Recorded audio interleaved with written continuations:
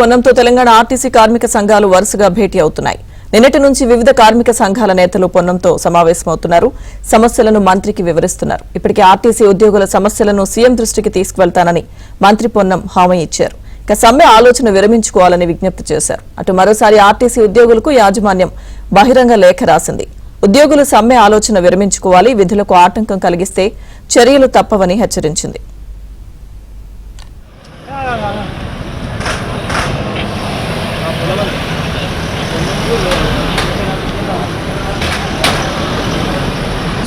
ముందు ముందు right cut చేయండి మొత్తం.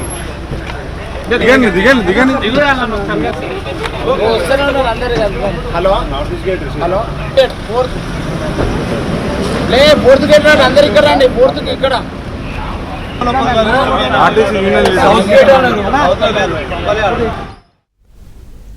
మంత్రి పొన్నంతో తెలంగాణ ఆర్టీసీ కార్మిక సంఘాలు వరుసగా భేటీ అవుతున్నాయి. నిన్నటి నుంచి వివిధ కార్మిక సంఘాల నేతలు పొన్నంతో సమావేశమవుతున్నారు. సమస్యలను మంత్రికి వివరిస్తున్నారు. ఇప్పటికే ఆర్టీసీ ఉద్యోగుల సమస్యలను సీఎం దృష్టికి తీసుకువెళ్తానని మంత్రి పొన్నం హామీ ఇచ్చారు. సమ్మె ఆలోచన విరమించుకోవాలని విజ్ఞప్తి చేశారు. అటు మరోసారి ఆర్టీసీ ఉద్యోగులకు యాజమాన్యం బహిరంగ లేఖ రాసింది. ఉద్యోగులు సమ్మె ఆలోచన విరమించుకోవాలి, విధులకు ఆటంకం కలిగిస్తే చర్యలు తప్పవని హెచ్చరించింది.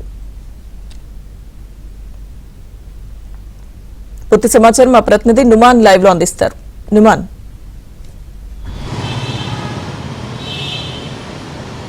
లక్ష్మీదుర్గ, ఇటు తెలంగాణలో ఆర్టీసీ కార్మికుల సమ్మె టెన్షన్ నెలకొంది. సో ప్రస్తుతం సెక్రటరియట్లో మంత్రి పొన్నం ప్రభాకర్ నేతృత్వంలో ఆర్టీసీ జేఏసీ నేతలు ఏదైతే సమావేశాన్ని నిర్వహిస్తున్నారు. ప్రస్తుతం చర్చలు అయితే కొనసాగుతున్నటువంటి పరిస్థితి. సో ఎమ్మెల్యే కూననేని సాంబశివరావు నేతృత్వంలో RTC JAC chairman Venkanna, Thomas Reddy, దాంతోపాటు దాదాపు పలు కార్మిక సంఘాలకు సంబంధించినటువంటి నేతలు ఈ చర్చలకు హాజరయ్యారు. ప్రధానంగా దాదాపు 23 డిమాండ్లతో ఇప్పటికే దాదాపు 3 నెలల క్రితము ఆర్టీసీ జేఏసీ నేతలు యాజమాన్యానికి సమ్మె నోటీస్ ఇచ్చారు. సమ్మె నోటీస్ ఇచ్చి దాదాపు 3 నెలలు అవుతున్నా కూడా వారికి చర్చలకు పిలవకపోవడం, ఆహ్వానం అందకపోవడంతోనే తాము ఏదైతే సమ్మెకు వెళ్తున్నట్లు ఇప్పటికే పదే పదే ఆర్టీసీ జేఏసీ నేతలు కూడా చెప్తున్నటువంటి పరిస్థితి. అందులో భాగంగానే నిన్న సాయంత్రం కూడా పెద్ద ఎత్తున ఇటు ఆర్టీసీ జేఏసీ నేతలు బస్ భవన్ ముందు కార్మిక కవాత్ నిర్వహించినటువంటి పరిస్థితి. సో ఈ రోజు అర్ధరాత్రి నుంచి రాష్ట్ర వ్యాప్తంగా ఎక్కడి బస్సులు అక్కడే నిలిచిపోతాయని ప్రకటించేటువంటి నేపథ్యంలో ఇప్పటికే ఇటు సీఎం రేవంత్ రెడ్డి, అదేవిధంగా మంత్రి పొన్నం ప్రభాకర్ కూడా పదే పదే ఇటు ఆర్టీసీ కార్మికులను విజ్ఞప్తి చేస్తున్నారు. సమ్మె ఆలోచన విరమించుకోవాలంటూ కూడా చెప్తున్నటువంటి పరిస్థితి. మరోవైపు ఇటు ఆర్టీసీ యాజమాన్యం కూడా ఒక ప్రకటన విడుదల చేసింది. ఇప్పటికే నష్టాల బాటలో ఉన్నటువంటి ఆర్టీసీ కోలుకుంటున్నటువంటి నేపథ్యంలో సమ్మెకు వెళ్తే మాత్రం మరోసారి పూర్తిగా అప్పుల ఊబిలో కూలుకుపోయేటటువంటి అవకాశం ఉంది, మరింత నష్టాల్లో వెళ్ళేటటువంటి అవకాశం ఉంది. కాబట్టి ఆర్టీసీ కార్మికులు సమ్మె ఆలోచనలు విరమించుకోవాలని కూడా ఇప్పటికే ఆర్టీసీ యాజమాన్యం ప్రకటన విడుదల చేసింది. 2019లో జరిగినటువంటి ఆర్టీసీ సమ్మెతో పూర్తిగా లాస్ అయింది. సో ఇప్పుడే కోలుకుంటున్నటువంటి ఆర్టీసీ మరింత నష్టాల్లోకి వెళ్ళేటటువంటి అవకాశం ఉంది. కాబట్టి ఆర్టీసీ కార్మికులు ఈ ఆలోచన విరమించుకోవాలి, లేకపోతే మాత్రం తప్పకుండా సీరియస్ యాక్షన్ ఉంటుందంటూ కూడా ఆర్టీసీ యాజమాన్యం అయితే ప్రకటన విడుదల చేసినటువంటి పరిస్థితి. ప్రస్తుతం మాత్రము ఆర్టీసీ జేఏసీ నేతలు, ముఖ్యంగా ఏదైతే ఆర్టీసీ జేఏసీలో ఎంతో కీలకమైనటువంటి ఎంప్లాయీస్ యూనియన్ కానివ్వండి, దాంతోపాటు 4-5 సంఘాలు, ఎక్కువ కార్మికులతో ఇంటరాక్ట్ అయినటువంటి సంఘాలు వీరే సమ్మె నోటీసులు ఇచ్చారు. సో ప్రస్తుతం వీరితో మంత్రి పొన్నం ప్రభాకర్ సెక్రటరియట్లో సమావేశాన్ని అయితే నిర్వహిస్తున్నటువంటి సిచ్యువేషన్ అయితే మనకు కనిపిస్తుంది. మరి చర్చలు సఫలమైతాయా, విఫలమైతాయా, మరి చర్చ ఏ విధంగా ముందుకు వెళ్తారు ఏంటి అనేది మాత్రం కాసేపట్లో ప్రకటన వెలువడేటటువంటి అవకాశం ఉంది.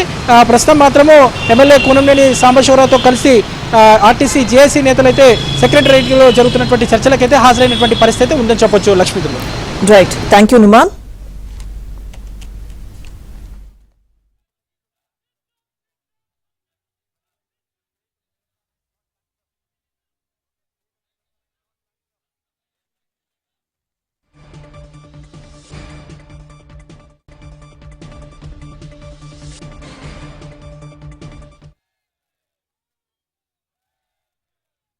ఇప్పుడే మన రాష్ట్ర రవాణా శాఖ మంత్రి గారికి దగ్గరికి వెళ్తూ ఉన్నాం. మేము ఆశిస్తూ ఉన్నాం ముఖ్యమంత్రి గారు కూడా ఆర్టీసీ ఉద్యోగుల పట్ల సానుకూలంగా వ్యవహరిస్తారని అనుకుంటా ఉన్నాం.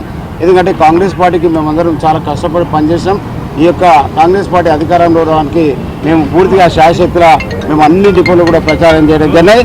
తప్పకుండా మేము ఆశించినటువంటి అవి మేము పరిష్కరిస్తారనే ఆశాభావంతో మరి ఈరోజు సెక్రటరియట్లో చర్చలకు వెళ్ళడం జరుగుతూ ఉన్నది. 23 అంశాలను మరి మేము సమ్మెలో డిమాండ్ నోటీసులు ఇచ్చాము. ఆ సమస్యలను పరిష్కరించి ఆర్టీసీ కార్మికులను ఆదుకుంటుందని ఆశాభావం వ్యక్తం చేస్తూ ఉన్నాం. ముఖ్యమంత్రి గారికి మరి ఆర్టీసీ కార్మికులు ఎంతో రుణపడి ఉంటారు. ఎందుకంటే మీ ప్రభుత్వం రావడానికి ఎంతో కష్టపడ్డాం. మహాలక్ష్మి పథకం మీరు ప్రవేశపెడితే మా ఉద్యోగాలు పోయిన ఒక సైనికుల్లాగా ఉండి పనిచేస్తూ ఉన్నాము. కాబట్టి మీరు దయతో మా విన్నపాలను మన్నిస్తారని, మా విన్నపాలను అంగీకరించి మా సమస్యలు పరిష్కరించాలని ఆశాభావం వ్యక్తం చేస్తున్నారు.